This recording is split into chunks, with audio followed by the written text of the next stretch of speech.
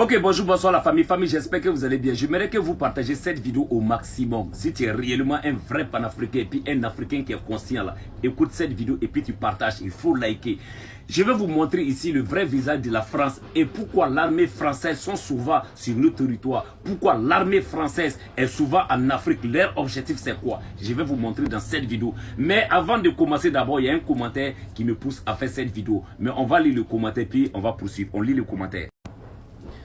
Donc la grande famille, c'est le commentaire qui est là, que depuis l'arrivée de IB Cacao, bon d'abord Cacao là même ça pousse déjà ici, tu comprends? Les Burkinabés sont devenus ingrats contre les Ivoiriens, vous comprenez? Mais Dieu dort pas, le jour viendra tôt ou tard. Maman, avant de parler, j'aimerais dire comment on appelle, on n'est pas ingrat avec les Ivoiriens. Comprends? Et c'est pas tous les Ivoiriens aussi qui sont avec Ado. C'est pas tous les Ivoiriens aussi qui ont aimé le 4e mandat de Ado. Donc ce que tu dis là, ce ne tient pas. Nous là, on aime bien les Ivoiriens conscients. Maintenant, je vais vous montrer des vidéos. Je ne vais plus parler, mais vous allez écouter les vidéos. Pourquoi je parle de ça? On écoute. Donc la grande famille, on va écouter la première vidéo. On écoute. Les interventions militaires françaises pour assurer le maintien d'un régime pro-français, elles se multiplient. C'est quasiment une constante, en fait, dans le fonctionnement de l'impérialisme français. Au Tchad, par exemple, l'armée française, elle est intervenue 5 fois depuis 1969 pour soutenir ou renverser un régime en place. Et c'est pas des choses du passé. La dernière intervention militaire française au Tchad pour soutenir un régime, c'était en 2019, quand l'aviation française a bombardé le nord du Tchad pour défendre le régime de Idriss Déby, qui est mort maintenant, mais qui en 2019 était au pouvoir depuis 1990. Et qui était au pouvoir en écrasant ses opposants, en pillant le pays et en vendant des bouts entiers aux entreprises françaises. Entre 1990 et 1994, l'armée française intervient au Rwanda pour appuyer le régime raciste anti-Tutsi du président Habyarimana. Et quelques années à la fin de cette période, en 1994, elle intervient en plein génocide des Tutsis pour apporter son aide aux génocidaires et couvrir leur retraite alors qu'ils fuient vers le Zaïre parce qu'ils ont perdu la guerre civile. Et pendant tout ce temps, sous la protection de l'armée française et avec la complicité de ses dirigeants corrompus, les entreprises françaises, elles continuent d'engranger des profits faramineux. Repensez à la phrase de Jacques Chirac dont je parlais tout à l'heure. Sans cette domination directe sur l'Afrique, l'impérialisme français n'aurait pas été aussi rentable pour les capitalistes français. Et donc j'espère que tu as écouté cette petite vidéo là d'abord, avec la complicité des dirigeants corrompus. Tu comprends? Avec la complicité des dirigeants corrompus. Et ça me rappelle en 2011, quand la France est venue bombarder Laurent Gbagbo pour le faire déloger. Parce que Gbagbo n'était pas dans leur manière là. Gbagbo était pour son pays et Gbagbo était prêt à défendre tout ce qui appartient aux Ivoiriens. Maintenant, on va poursuivre.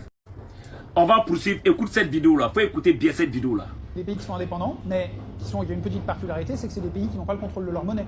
La quasi-totalité de ces colonies, à l'exception de la Guinée et d'un ou deux autres, ont une monnaie, le franc CFA, qui est contrôlée par la Banque de France, imprimée à Paris. Donc vous avez un pays souverain dont la monnaie n'est pas sous son contrôle, n'est même pas imprimée dans sa capitale, mais imprimée dans la capitale d'un autre pays, qui décide combien il a le droit d'en avoir, à quel taux, etc. etc. C'est-à-dire que l'économie de ces pays, même leurs finances, restent complètement sous le contrôle de l'impérialisme français, qui place à leur tête des régimes absolument corrompus, qui doivent tout leur pouvoir au soutien direct de l'armée française. Au Cameroun. Donc j'espère que tu as écouté cette petite partie-là. Toujours les dirigeants corrompus qui placent les Français la place à la tête de leur pays. Tu comprends? Mais en matière de franc CFA là, on va écouter ici Ado, parce que Ado avait parlé du franc CFA. On l'écoute. Franc CFA est une monnaie solide. C'est une monnaie qui est gérée par la Banque centrale des États de l'Afrique de l'Ouest, dont j'ai été le gouverneur, dont je suis aujourd'hui gouverneur honoraire, géré uniquement par les Africains. La décision que nous avons prise, c'était de dire que les avoirs, les devises que nous avons auprès du Trésor français dans le compte d'opération seront transférées à la Banque centrale. Et la Banque centrale en fera ce qu'elle voudra.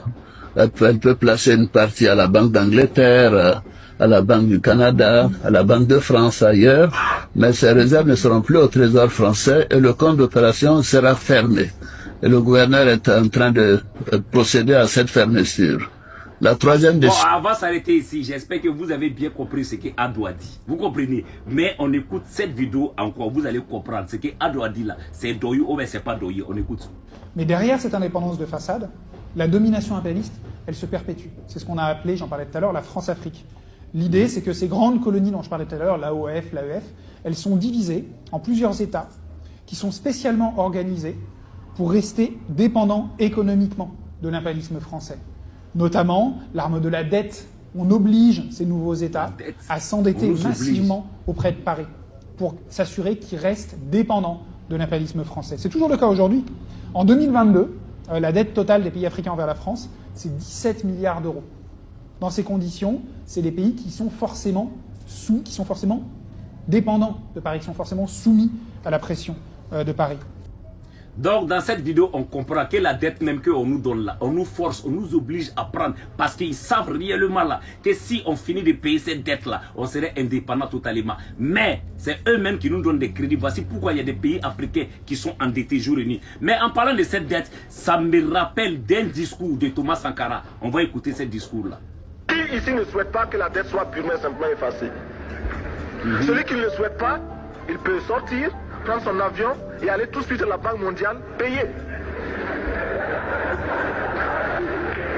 Tous nous souhaitons. Notre conférence adopte la nécessité de dire clairement que nous ne pouvons pas payer la dette. Non pas dans un esprit belliqueux, belliciste.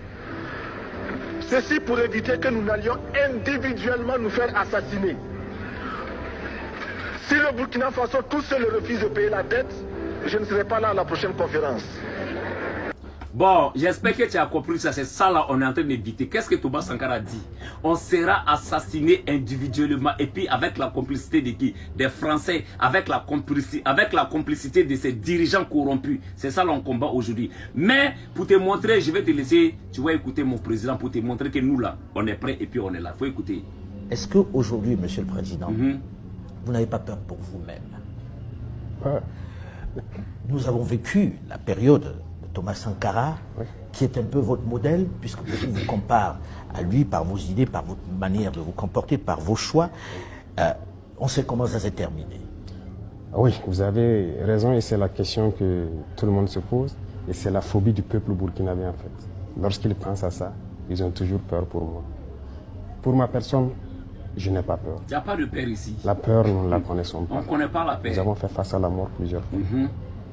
On l'a côtoyé. Nous ne savons pas. Dieu a fait que nous soyons vivants. On rend grâce à Dieu. Donc la peur, on ne la connaît pas.